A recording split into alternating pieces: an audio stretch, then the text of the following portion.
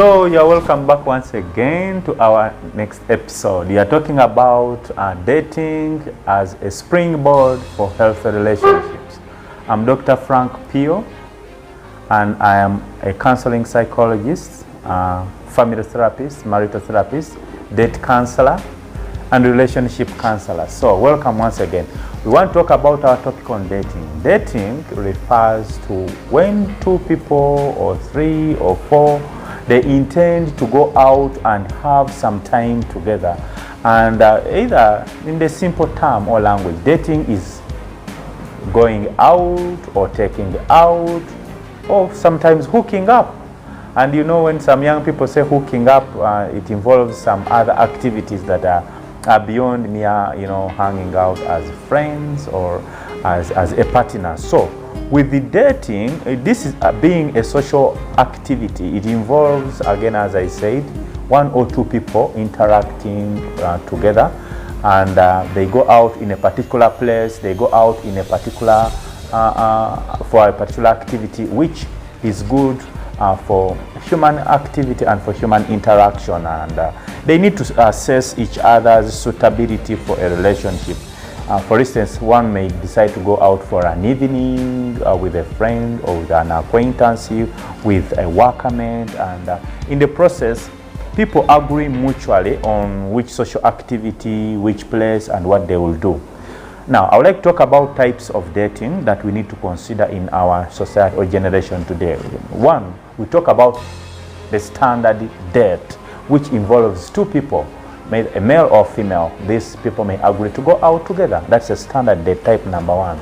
Type number two is a double date, where two couples may decide to go out in the same place and at the same time. But at times we have what we call group dates, where a group of people may decide to go out for a dating. In our interaction today, again, we want to see what's the importance of dating. Dating strengthens relationship. It strengthens the human activity of interacting and living together and socializing. The other one is dating enables people to spend quality time together outside these normal activities, outside the activities of the hard work, outside the activities of school. School life is a little tedious, work is a little tedious. To break the monotony of life, people decide to go out for dating. The other thing is dating enables people to observe one's personal character. You may want to see who is this person that you want to interact with, or that you would want to spend with, your time with, or your time life with. The other one, you may want to know the strengths and the weaknesses of the person, and that enables one to create an affection and time for respecting each other. On our next, we want to look at now what are some of the challenges or the risks of dating. Challenge number one is not agreeing on who is going to foot the bill on where these people are going. Who is going to pay for the transport? Whose transport is it being utilized here? And that's where most young people or most people get hooked. One may say, you come in such and such a place, and you go without even money for transport or money for meals. Anyway, depending on the culture, some cultures people know that when you are invited, you need to pay. But from the kind of cultural perspective I'm talking, some people get challenged, when they don't prepare, they don't talk about who will pay for the meal, who will pay for the place, who will pay for the transport. And sometimes some young people or some people end up being put to drugs not knowing they are put to illicit drugs. Either somebody will mix in a bottle of soda or water, they will mix something and you end up on drugs, or somebody will excitedly will introduce another person either to marijuana or cocaine in one way or another. So it's a challenge. It's one of the challenge of dating. The other challenge is date rape. Sometimes if people have not learned to have good consenting and relationship negotiation skills, younger people or even adults, some of them end up being raped in the process. And rape, as we know, is unconsented sexual contact or activity or encounter. Sometimes the other challenge of dating is early and unwanted pregnancy. You know, some people, the young people will say, oh, no, we were only hooking up. We hooked up and then they have sex with anybody, and for whatever reason, in one way or another. Sometimes one may fall a prey of a thief or thieves or robbery. Somebody might confuse them. Can we meet in such and such a place? They think they are meeting a genuine person, yet in the long run they are being pushed towards a theft activity.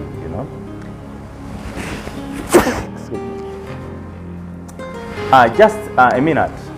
Excuse me about that. How long should one date? It's a clear question that most people ask, or most young people ask. But literally, research has it. It would take 1 month to 3 months for one to consider it a normal date for most people or for most couples. So, if people interact for within 1 to 3 months, then that's normal time. And how many dates should one have? That's another question. If it's going to take us 1 to 3 months, then how many dates should one have? So most people need around 5 to 6 dates to make it official that this is the kind of person that they want. Remember, in the first month, if somebody met once or twice, that in the second month twice, the third month twice, that makes the 6th time. So 6 dates would be ideal. And I want to say this, that let no one sweat if things don't work out in a few dates. We are different. For some people, they may need more dating moments, while others, they need a few moments to reach that point of relationship excitement that would push them into a relationship that yields into an impression that they would become productive couples for future consumption. Some of the signs you are ready to make it official now, since we have been talking about dating. Signs that would show one is ready to make their relationship official. Remember, I said in my topic earlier on, we are looking at dating as a springboard for healthy relationship. So, a little bit what we are talking about rotates around people relate, interact, and socialize. So, for any relationship to be official, sign number 1, as I'm emphasizing, you have talked about your future together.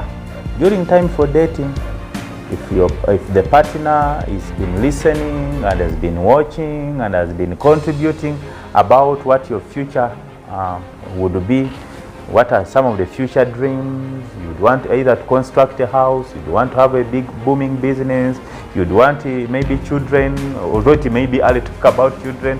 So it's a good sign that one would make it official. Sign number 2, you have met each other as friends.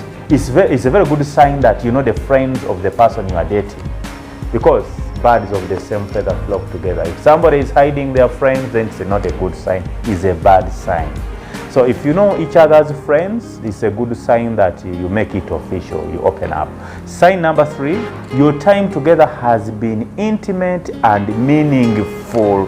In other words, the kind of conversations that you've been having are not superficial, they are kind of constructive conversations. You have discussed deeply about certain values, you have discussed deeply about painful issues, you have discussed deeply about what you believe in, what your political affiliations are, what your religious affiliations are. It's a good sign that you are ready to make it official. Sign number 4, you are both emotionally available for each other. When the person is in pain, you are there to encourage them. When they are happy, you are there to join them in the happiness. In other words, there's that kind of emotional readiness, for each other. 5, you can't picture yourself being with someone else. In other words, you can't do without this person. Is a good sign that you can make this date official. Something to note: if you do not feel like the time is right to commit, don't commit yourself. And do not feel bad about that either. Even if your date wants to make it official, you should be 100% on board with that. If you are not, don't commit yourself.